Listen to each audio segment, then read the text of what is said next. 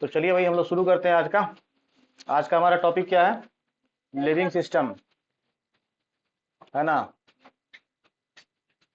Living का उल्टा क्या होता है भाई?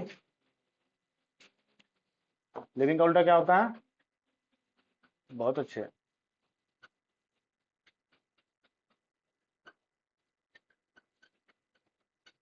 तो लिविंग का उल्टा हो गया नॉन लिविंग, ठीक है।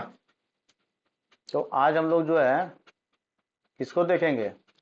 लिविंग को। तो एक होता है कौन? लिविंग, और एक होता है नॉन लिविंग। लिविंग और नॉन लिविंग में डिफरेंस क्या है, कौन बताएगा? लिविंग और नॉन लिविंग में बेसिक डिफरेंस क्या है? अगर इसका बेसिक डिफरेंस हम लोग कुछ देखते हैं इस पे। अगर नॉन लिविंग और लिविंग में हम लोग डिफरेंस ऐसा बोलते हैं कि लिविंग जो है वो मूव करता है और नॉन लिविंग मूव नहीं करता है, ये डिफरेंस सही है क्या? ये डिफरेंस जो है पार्शियली सही है, कंप्लीटली डिफरेंस सही नहीं है। क्यों? जैसे ट्री है, ट्री लिविंग है ना, मूव करता है। लेकिन तुम्हारा जो व्हीकल है ये क्या है? नॉन लिविंग है ना, मूव करता है ना। तो इसका मतलब ये जो है सही स्टैंडर्ड नहीं है दोनों में डिफरेंशिएट करने का। क्लियर हो गया? दूसरा आता है जिससे हम लोग डिफरेंस कर सकते हैं, वो क्या है? ग्रोथ, है ना। तो लिविंग भी ग्रोथ करता है, नॉन लिविंग भी ग्रोथ करता है? करता है? नहीं करता है। तो ये क्या हो गया, एक स्पेशल क्राइटेरिया हो गया जिसके बेसिस पे हम लोग लिविंग और नॉन लिविंग को डिसाइड कर सकते हैं। क्योंकि जितना भी लिविंग क्रिएचर है ये सब क्या करता है? ग्रो करता है टाइम के साथ, और नॉन लिविंग टाइम के साथ ग्रो नहीं करता है। तो ये एक क्राइटेरिया होगा जिसके बेसिस पे हम लोग लिविंग नॉन लिविंग को डिफ्रेंशिएट कर सकते हैं। दूसरा है रिप्रोड्यूस। लिविंग और नॉन लिविंग में एक बेसिक डिफरेंस क्या है कि लिविंग जो है वो अपने जैसा ही ऑफस्प्रिंग जो है, अपने जैसा ही संतान को जो है, बच्चे को जो है वो रिप्रोड्यूस करता है ना। जबकि नॉन लिविंग ऐसा नहीं कि कार बहुत दिन से तुम्हारे यहाँ रखा रखा तो कुछ दिन बाद एक छोटा ऐसा कार का बच्चा जन्म ले लेगा, ऐसा नहीं होता है ना। ये किस में होता है? लिविंग में होता है। जितना भी लिविंग ऑर्गेनिजम्स है, लिविंग क्रिएचर है, इंक्लूडिंग प्लांट्स और एनिमल्स जो भी है, वो क्या करता है? सर्टेन मेथड से क्या करता है? रिप्रोड्यूस करता है। रिप्रोड्यूस मतलब अपने जैसा दूसरे क्रिएचर को ये जनरेट करता है, जबकि नॉन लिविंग नहीं करता है। समझ गए बात को? तीसरा एक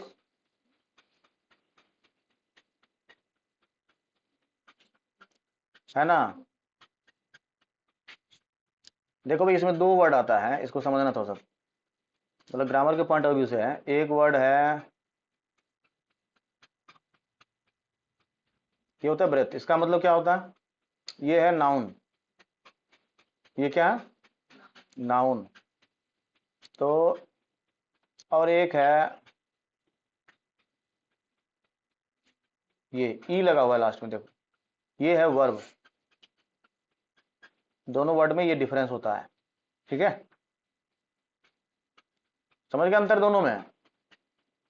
तो जो लिविंग है उसमें ये होता है, नॉन लिविंग में होता है क्या? नहीं होता है। नॉन लिविंग सांस लेता है क्या? नहीं।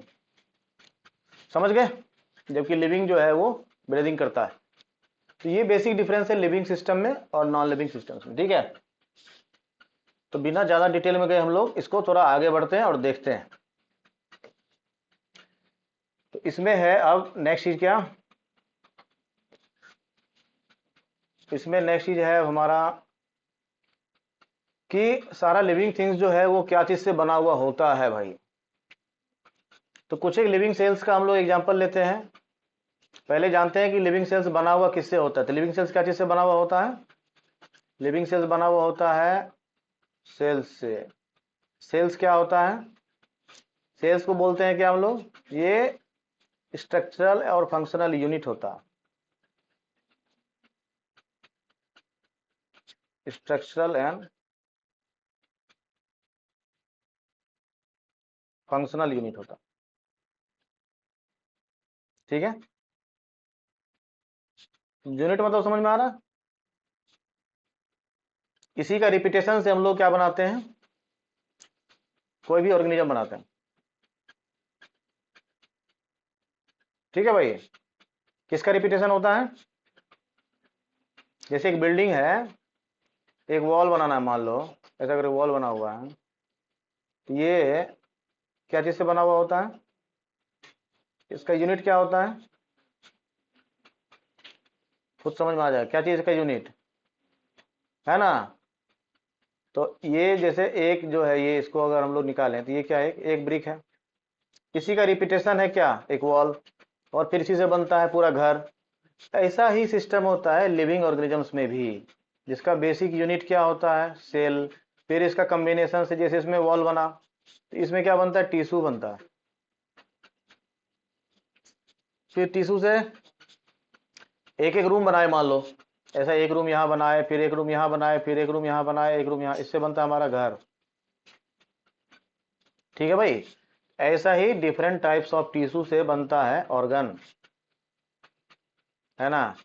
फिर ऑर्गन से बनता है ऑर्गन सिस्टम।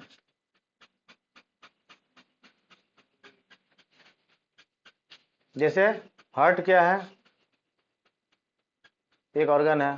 लीवर क्या है, एक दूसरा ऑर्गन है। ठीक है, तो हार्ट जो बनेगा ना, ये सिमिलर टाइप ऑफ टिश्यू से बनता है। ठीक है, जैसे हार्ट जिस टिश्यू से बना, उसको क्या बोलते हैं, वस्कुलर टिश्यू बोलते हैं हम लोग। ठीक, ऑर्गन सिस्टम। फिर बहुत सारा ऑर्गन सिस्टम मिलके बना, क्या क्या बनाता है, ऑर्गन से बना ऑर्गन सिस्टम। ऑर्गन सिस्टम से बनता है क्या, बहुत सारा ऑर्गन सिस्टम बनता है, तो उससे बनकर मिल जाता है क्या, क्या बनता है। जैसे ऑर्गन सिस्टम, जैसे एक डाइजेस्टिव सिस्टम है ना भाई। एक सिस्टम है हमारे पास, क्या, डाइजेस्टिव सिस्टम। अब एक डाइजेस्टिव सिस्टम है, तो ये पूरा सिस्टम परफॉर्म होने के लिए बहुत सारा ऑर्गन चाहिए हमको। जैसे डाइजेस्टिव सिस्टम में क्या होता है, माउथ भी जरूरी है ना। फिर ऑइसोफेगस जरूरी है, लीवर जरूरी है, स्मॉल इंटेस्टाइन, स्टमक जरूरी है, लार्ज इंटेस्टाइन जरूरी है। ये सारा मिल करके, सारा ऑर्गन मिल करके क्या बनाता है, ऑर्गन सिस्टम बनाता है। और ऐसा बहुत सारा ऑर्गन सिस्टम, जैसे डाइजेस्टिव सिस्टम है, नर्वस सिस्टम है, रेस्पिरेटरी सिस्टम है ना, सर्कुलेटरी सिस्टम है, ऐसा सारा सिस्टम मिला करके एक कॉम्प्लेक्स ऑर्गेनिज्म बनता है भाई।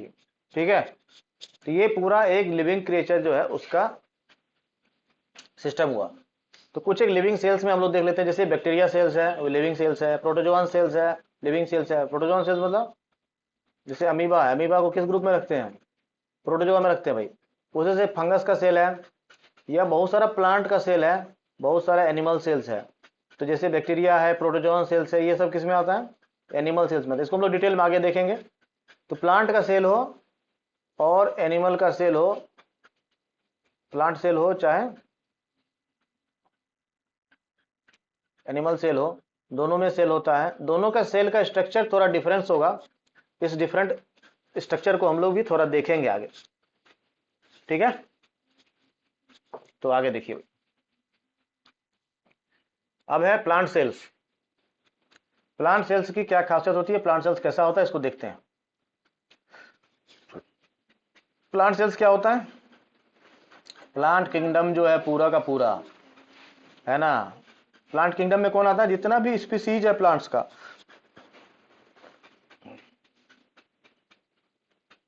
स्पीसीज ऑफ प्लांट, ये जितना भी स्पीसीज है, इस सब को मिलाकर के क्या बनता है, प्लांट किंगडम। तो प्लांट किंगडम जो है उसको बेसिकली टू कैटेगरीज में कैटेगराइज किया जाता है। प्लांट किंगडम हो गया ये, प्लांट किंगडम जो है ये बेसिकली कितना टाइप्स का होता है, टू टाइप्स का। देखो इसका फर्दर बहुत सारा क्लासिफिकेशन है, लेकिन पहले हम लोग बेसिक जान लेते हैं, उसके बाद हम लोग आगे बढ़ेंगे। ठीक है, तो एक बोलते हैं हम लोग वस्कुलर, एक नॉन वस्कुलर। ठीक है भाई, तो प्लांट किंगडम पूरा का पूरा बना हुआ किससे, प्लांट सेल से। पूरा का पूरा प्लांट किंगडम किससे बना हुआ है, प्लांट सेल से। ठीक है, और ये टू टाइप्स का है, कौन कौन, one is vascular, another one is non vascular. ठीक है, चाहे वस्कुलर हो चाहे नॉन वस्कुलर हो, बना होगा किससे, प्लांट सेल से ही, ध्यान देना है। ठीक, अब प्लांट सेल्स में क्या क्या होगा, इसमें एक स्ट्रॉन्ग सेल वॉल होगा, ठीक है। सेल वॉल क्या होता है, आउटर कवर होता है, आउटर प्रोटेक्टिव कवर होता है, ठीक है।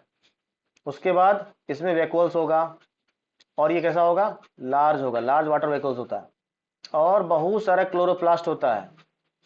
क्लोरोप्लास्ट का क्या काम होता है, क्लोरोप्लास्ट जो है ये क्लोरोफिल पिगमेंट कंटेन करता है। इसमें क्या होता है,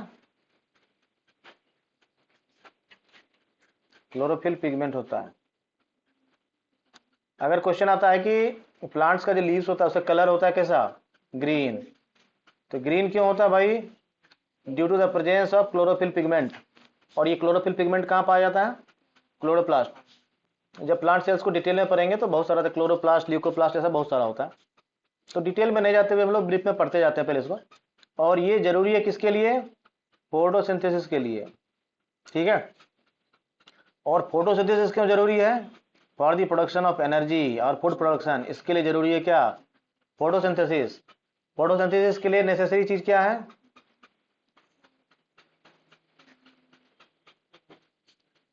फोटोसिंथेसिस के लिए क्या क्या नेसेसरी कंडीशन है। पहला बताइए, what are the necessary conditions required for photosynthesis, क्या क्या चाहिए भाई। पहला, यस, कार्बन डाइऑक्साइड चाहिए, CO2 चाहिए, इसी को हम लोग कार्बन डाइऑक्साइड लिखते हैं क्योंकि ऑक्सीजन 2 रहता है इसीलिए, ठीक है भाई। अगर CO रहता है तो CO को हम लोग क्या बोलते हैं, ये मोनोऑक्साइड होता है भाई, है ना। देखो फोटोसिंथेसिस के लिए ये जरूरी नहीं होता है, फोटोसिंथेसिस के लिए जो जरूरी चीज होता है वो ये है ना। CO जो है ना वो पॉइजनस गैस होता है, याद रखना, और CO2 जो है ये पॉइजनस नहीं है। CO2 अगर तुम लेते भी हो तो कोई इसका डेडली इंपैक्ट तुम्हारे बॉडी पर नहीं पड़ता है। इसका एग्जांपल समझ लेते हैं, जितना भी हम लोग सॉफ्ट ड्रिंक पीते हैं, सॉफ्ट ड्रिंक, इसका नाम सॉफ्ट ड्रिंक क्यों है पता नहीं, होता तो हार्ड ड्रिंक है ना, लेकिन पता नहीं नाम क्यों सॉफ्ट ड्रिंक रखा है। तो सॉफ्ट ड्रिंक जो भी है, सॉफ्ट ड्रिंक मतलब जैसा है ना, कोला का जितना भी प्रोडक्शन पीते हैं, कोला का जितना भी प्रोडक्शन आता है ना, स्प्राइट, ये वो जितना भी पूरा सीरीज है उनका, वो सब किसके कैटेगरी में आता है, सॉफ्ट ड्रिंक के कैटेगरी में आता है। क्यों आता है पता नहीं, सॉफ्ट ड्रिंक क्यों बोलते हैं इसको, पीने में तो बहुत सॉफ्ट होता ही है तो फिर भी पता नहीं क्यों सॉफ्ट बोलते हैं इसको। लेकिन जो भी है, ये सॉफ्ट ड्रिंक जो होता है ये एक्चुअली क्या होता है, ये कंप्रेस्ड CO2 होता है इसमें, इसलिए तब इसका बॉटल को तुम ऐसे शेक करके और ओपन करते हो तो क्या होता है ना, यस। तो इसमें क्या होता है, एक्चुअली इसमें क्या होता है, कंप्रेस्ड CO2 होता है भाई। क्या होता है इसमें, कंप्रेस्ड CO2 होता है। और जब वाटर में CO2 कंप्रेस किया जाता है ना तो वो कन्वर्ट हो जाता है कार्बोनिक एसिड में, है ना। इसीलिए कई बार तुम सुने होगे कि सॉफ्ट ड्रिंक से आप जो है उसको टॉयलेट क्लीनर की तरह इस्तेमाल कर सकते हैं, क्यों, टॉयलेट क्लीन में यूज हो सकता है, क्यों, क्योंकि उसमें एसिड है, और ये तुम्हारा इस काम में अच्छे से इस्तेमाल होता है, समझ गए भाई। तो कंप्रेस्ड CO2 अगर आप लेते हैं तो उससे कोई साइड इफेक्ट नहीं होता है बॉडी को, लेकिन अगर कोई CO ले लेता है, मोनोऑक्साइड ले लेता है, तो इसका नेचर कैसा होता है, डेडली होता है। अगर तुम्हारे बॉडी में CO चला जाए तो ये कैसा हो जाता है, लीथल हो सकता है, जानलेवा हो सकता है भाई। जैसे विंटर में क्या होता है, ये मिस्टेक विंटर में खूब होता है। जैसे विंटर में एक ऐसा रूम है जिसमें कोई विंडो नहीं है ना, और कोई वेंटिलेशन नहीं है, जिसे वेंटिलेटर वगैरह रूम में छोड़ा जाता है, मान लो वो भी नहीं, और तुम रूम में क्या किए हो, विंटर का समय था, ऐसा आग जला लिए हैं और उसको छोड़ दिए रात में, और तुम सो गए हो, तो रात में तुम सोओगे तो सो ही रह जाओगे, क्यों, क्योंकि ये क्या करता है, पहले CO2 बनाता है, क्योंकि आग जलने के लिए क्या होता है, ऑक्सीजन से रिएक्शन, ऑक्सीजन कंज्यूम करता है, तो पूरे रूम का ऑक्सीजन ये कंज्यूम करता जाएगा, और बदले में पहले CO2 देगा। फिर जब इनसफिशियंट हो जाता है O2 तो फिर ये कन्वर्ट होने लगता है किसमें, CO में, मोनोऑक्साइड में, क्योंकि ऑक्सीजन जब इनसफिशियंट हो जाता है तो ये आग क्या प्रोड्यूस करेगा, CO प्रोड्यूस करेगा, और तुम सोए हुए हो, अनविलिंगली तुम क्या करते हो, ब्रीथ कर रहे हो, और तुम्हारे अंदर क्या जा रहा है, CO जा रहा है। तो ये CO क्या करता है, ब्लड में होता है हेमोग्लोबिन। क्या होता है, हेमोग्लोबिन। ये क्या करता है, CO हेमोग्लोबिन को ब्लॉक करना शुरू करता है। हेमोग्लोबिन को जो ब्लॉक कर देता है तो तुम्हारी जो है बहुत कम समय में मौत हो जाती है। ठीक है, तो CO हो गया बहुत डेंजरस, जबकि CO2 डेंजरस नहीं है। CO2 का साइड इफेक्ट एटमॉस्फेयर पे यही है कि अगर CO2 का परसेंटेज एटमॉस्फेयर में अधिक हो जाता है तो ग्लोबल वार्मिंग होता है। ठीक है, क्योंकि ये ग्रीन हाउस गैस में से आता है। ग्रीन हाउस गैस क्या होता है भाई, कौन बताएगा, ग्रीन हाउस गैस क्या होता है, कौन बताएगा।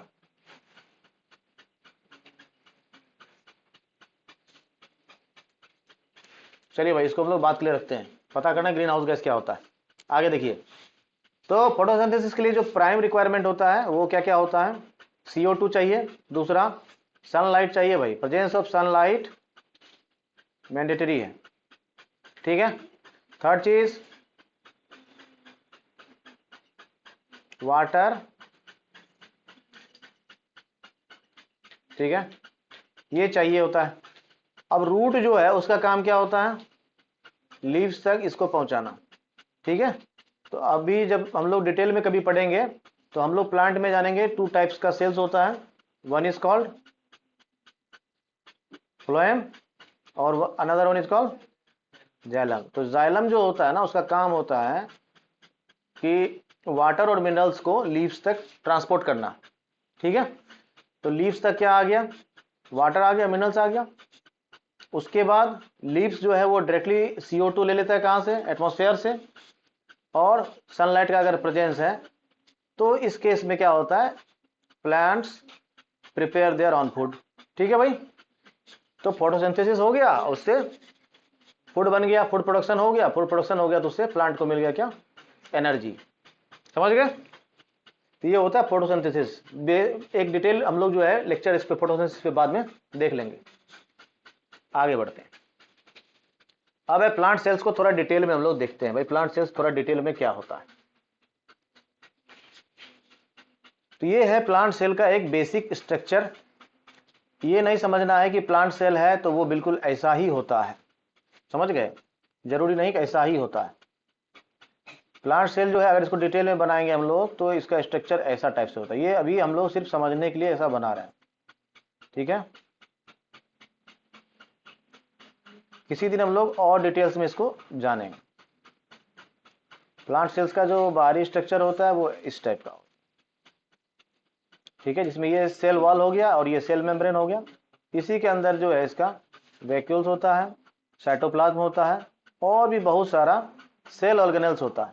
ठीक है भाई, तो अभी हम लोग यहाँ देखते हैं थोड़ा सा। बेसिकली इसका जो शेप होता है कैसा होता है, रेक्टेंगुलर शेप होता है। ठीक है, शेप इसका कैसा होता है, मोस्टली इसका शेप रेक्टेंगुलर होता है, और कई बार इसका शेप स्क्वायर शेप्ड भी होता है, लेकिन बेसिक शेप कैसा है इसका, रेक्टेंगुलर। ठीक है, इसमें क्या क्या होगा, सेल वॉल होगा, जो हम लोग देखे ये आउटर कवरिंग जो है ये सेल वॉल है, जो भी हम लोग ये देखे ये सेल वॉल होता है। उसके बाद सेल मेम्ब्रेन होगा, सेकेंड लेयर जो होता है ये ट्रांसपेरेंट थिन मेम्ब्रेन होता है, ये सेल वॉल हो गया, ये सेल मेम्ब्रेन हो गया, सॉरी। इसके अलावा प्लांट सेल में क्या होता है, पिछले स्लाइड में हम लोग देखे थे क्लोरोप्लास्ट। हाँ, ये जो है बहुत जरूरी है किसके लिए, फोटोसिंथेसिस के लिए, क्योंकि chloroplast contains chlorophyll pigments and chlorophyll pigments are very necessary for photosynthesis. तो क्लोरोप्लास्ट के अलावा और होगा क्या, न्यूक्लियस, लार्ज वेक्यूल्स, और ये वेक्यूल्स का क्या काम होता है, ये फूड और वाटर को स्टोर करता है। ठीक है भाई, इसके अलावा एक जेली लाइक सब्सटेंस होता है filled inside the cell, that is called cytoplasm. और ये क्या करता है, इंटरनल सारा ऑर्गेनल्स को, सेल ऑर्गेनल्स मतलब पार्ट ऑफ द सेल्स, है ना, सेल के अंदर जो भी पार्ट है इसका, वेक्यूल्स है, न्यूक्लियस है, ये सब सेल ऑर्गेनल्स कहलाता है। इन सारा का सारा सेल ऑर्गेनल्स जो है इसको कौन प्रोटेक्ट करता है, साइटोप्लाज्म प्रोटेक्ट भी करता है, और इनका आपस में जो कोऑर्डिनेशन है इसको भी मेंटेन करने के लिए कौन हेल्प करता है, साइटोप्लाज्म करता है। ठीक है, नेक्स्ट नेक्स्ट देखते हैं हम लोग भाई।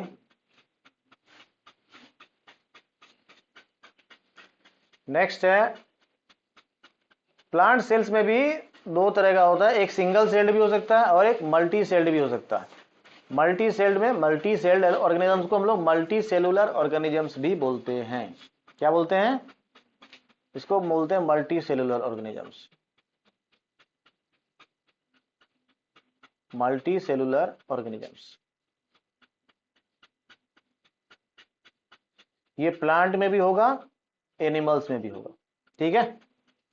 साइटोप्लाज्म क्या है? ये जेली लाइक सब्सटेंस होता है, जेली लाइक मैटर होता है, और ये प्रोटेक्ट करता है इनसाइड द सेल ऑर्गेनेल्स, और इनके बीच में कोऑर्डिनेशन करने में भी हेल्प करता है। सेल वॉल का काम क्या कर दिया? आउटर प्रोटेक्टिव लेयर होता है, और ये सिर्फ और सिर्फ किस में होता है? प्लांट सेल्स में ही होता है भाई। एनिमल सेल्स में सेल वॉल नहीं होता है, ध्यान देना, है ना। प्लांट सेल में ही क्या होगा? सेल वॉल होगा। ठीक है। एनिमल सेल में सेल वॉल नहीं होता। ठीक है। और ये कैसा होता है? स्टिफ होता है, और ये नॉन लिविंग पार्ट्स की तरह होता है। ठीक। और इस कारण से इसका शेप क्या करता है? रिजिड होता है, और यही बनाता है प्लांट को काफी हार्ड। जैसे प्लांट का ऐसा तुम स्टेम देखोगे तो कैसा होता है? बहुत हार्ड होता है, नहीं होता है। जबकि ह्यूमन बॉडी कैसा होता है? सॉफ्ट टाइप का होता है, या कोई भी एनिमल का बॉडी। ठीक है। नेक्स्ट देखते हैं हम लोग। और प्लांट सेल में और क्या होता है? Cell membrane. अब देखना है थोड़ा सा, सेल मेम्ब्रेन और सेल वॉल दो चीज है भाई। सेल मेम्ब्रेन जो है ये दोनों में होता है, प्लांट में भी होता है और एनिमल में भी होता है। ये प्लांट में भी होगा और एनिमल में भी होगा, लेकिन सेल वॉल जो है वो सिर्फ,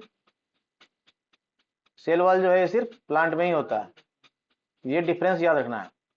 तो सेल मेम्ब्रेन का काम क्या होता है? सेल मेम्ब्रेन जो है ना, ये क्या करता है? ये परमिएबल मेम्ब्रेन होता है। परमिएबल, सेमी परमिएबल मतलब कुछ पार्ट को अलाउ करता है एक्सचेंज के लिए। ठीक है। और इसका दूसरा काम क्या होता है? ये होल्ड करता है किसको? पूरे सेल को और उसका सब्सटेंसेस को, और कुछ सब्सटेंसेस को एक्सचेंज भी करता है, क्योंकि ये पोरस होता है। पोरस मतलब, हाँ ऐसा, पोरस है तो मतलब ऐसा ऐसा करके इसमें होल रहता है, और ये बहुत छोटा रहता है भाई, माइक्रोस्कोपिक चीज है ये। ठीक है। तो अब इससे क्या है ना, बड़ा पार्टिकल एक्सचेंज नहीं हो सकता है, लेकिन स्मॉलर पार्टिकल कैन एक्सचेंज। ठीक। अब ऐसा नहीं कि इस छेद से न्यूक्लियस बाहर निकल जाएगा, इसका ऐसा नहीं हो सकता। नेक्स्ट है क्लोरोप्लास्ट। क्लोरोप्लास्ट क्या है? ये भी सेल ऑर्गेनेल है, और इसमें क्या होता है? ये प्रोटिस्ट सेल्स में होता है और प्लांट सेल्स में होता है। ये क्लोरोफिल इसमें होता है। क्लोरोफिल का क्या जरूरत है?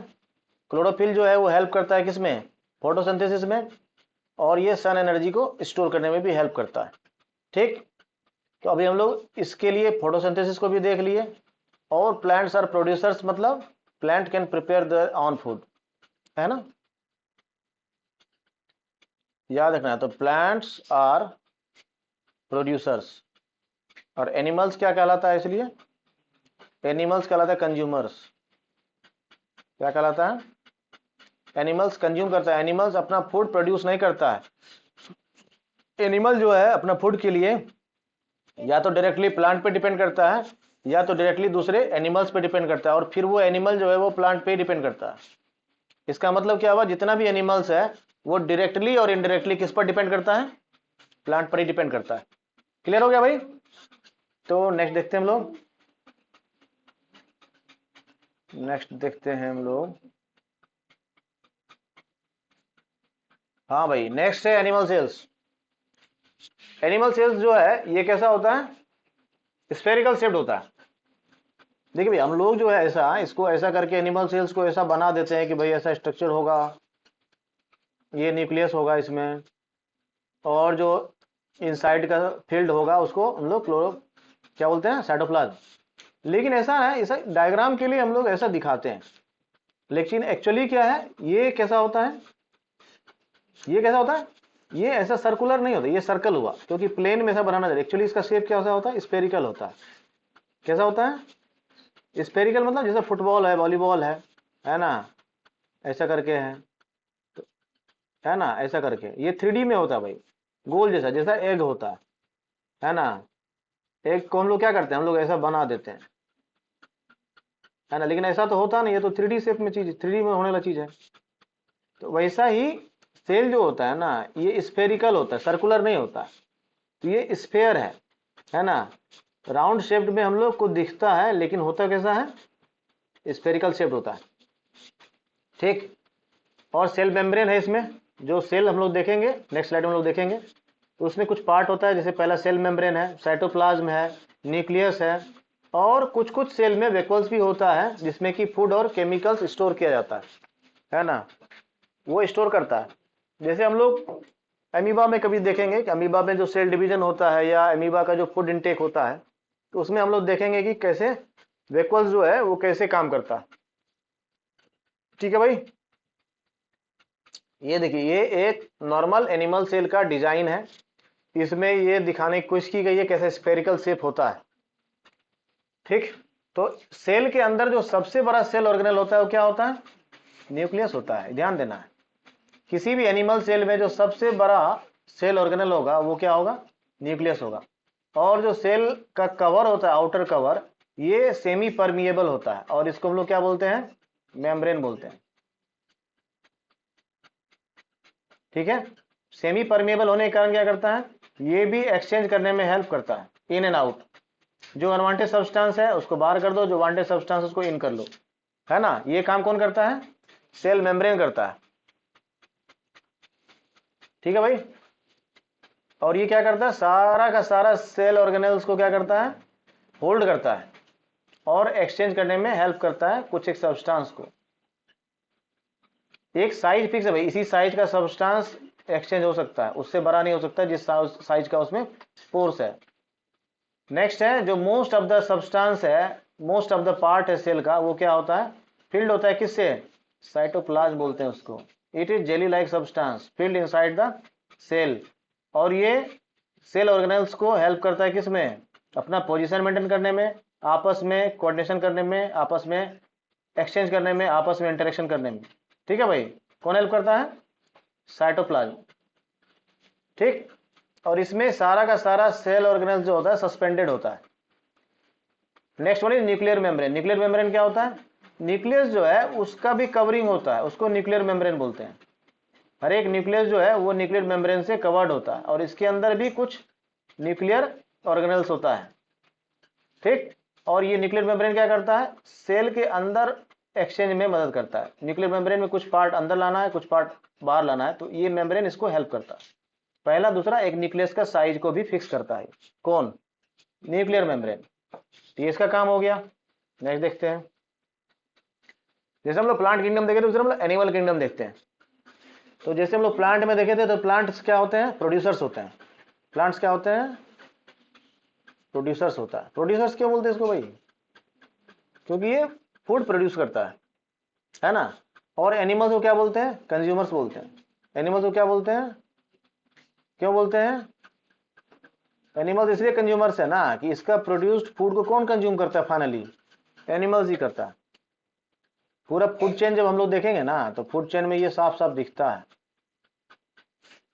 फूड चेन में सबसे प्राइमरी कौन, प्राइमरी लेवल पे कौन आता है, प्लांट्स ही आता है। प्लांट्स, उसके बाद जितना भी हर्बीवोर्स एनिमल्स है ना, ये आता है। उसके बाद कार्निवोर्स आता है।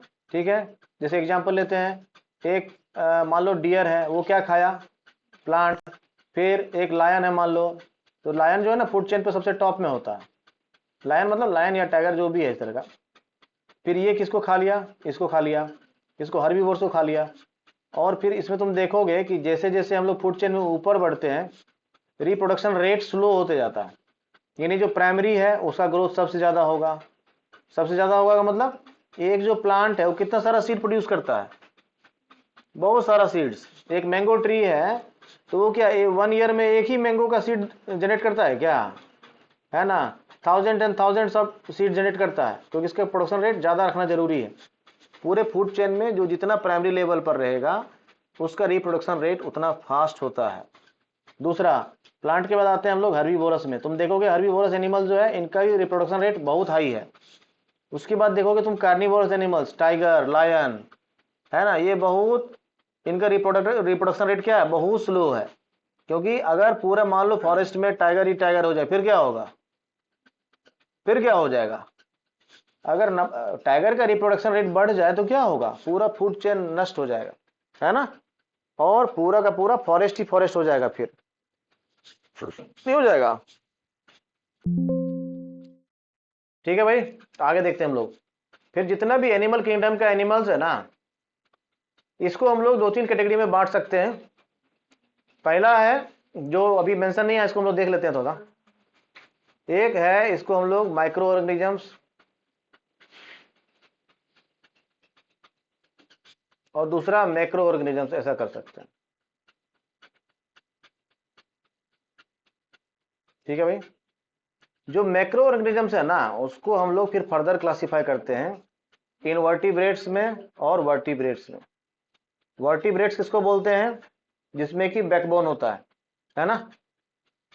तो अपना हाथ पीठ पर ले जाइए, और जब पीठ पर तुम देखोगे तो देखोगे एक आदमी है, ये आदमी बना रहा हूं, है ना, ये मान लो कोई आदमी है। तो इसका जो है, यहाँ देखो, एक ये गला से लेकर के ऐसा करके पीठ के बीच में एक स्ट्रक्चर रहता है बोन का, है ना, होता है ना। ये जहाँ पे ये टेल का पोजीशन होता है ना, यहाँ से लेकर के ये हेड में कनेक्ट रहता है, और इसी से बीच से जाता है स्पाइनल कोड। ये जो स्ट्रक्चर है ना, ये स्ट्रक्चर जिसमें भी मिलता है उसको हम लोग क्या बोलते हैं, वर्टिब्रेट्स बोलते हैं। यानी ये बैकबोन हो गया, बैकबोन जिसमें मिलता है उसको हम लोग वर्टिब्रेट्स मिलते हैं, जिसमें ये नहीं होता है उसको हम लोग इनवर्टिब्रेट्स बोलते हैं। ठीक है, तो जितना भी मैक्रो ऑर्गेनिजम्स है उसको हम लोग क्लासिफाई कर दिए कितने ग्रुप्स में, 2 ग्रुप्स में। ठीक है, एक को हो गया no backbone, that is called invertebrate, जिसमें एक हो गया बैकबोन प्रेजेंट होता है, with backbone are called vertebrates. ठीक है भाई, आगे कुछ इसका एग्जांपल हम लोग देखेंगे और इस पे 1-2 क्वेश्चन करते हैं। ठीक है, तो सब लोग रेडी हैं, चलिए रेडी हैं तो कुछ काम करते हैं। ये है कुछ एनिमल्स हमारे पास, पॉपुलर एनिमल्स है, ऑक्टोपस है, फिश है, हैमस्टर है, सी हॉर्स है, वर्म है, माउस है, स्पाइडर है, फ्रॉग है, टर्टल है, ह्यूमंस है, स्टारफिश है, और बटरफ्लाई। तो इसको क्या करना है, इसको क्लासिफाई करो वर्टिब्रेट्स और इनवर्टिब्रेट्स में। चलिए बताइए इसमें कौन कौन, सब लोग कॉपी निकाले लिखिए पहले, उसके बाद हम लोग देखेंगे। 2 कैटेगरी बनाना, एक वर्टिब्रेट्स का, हाँ, और एक नॉन वर्टिब्रेट्स या इनवर्टिब्रेट्स का बनाइए। ये हो गया विद बैकबोन, और ये हो गया विदाउट बैकबोन।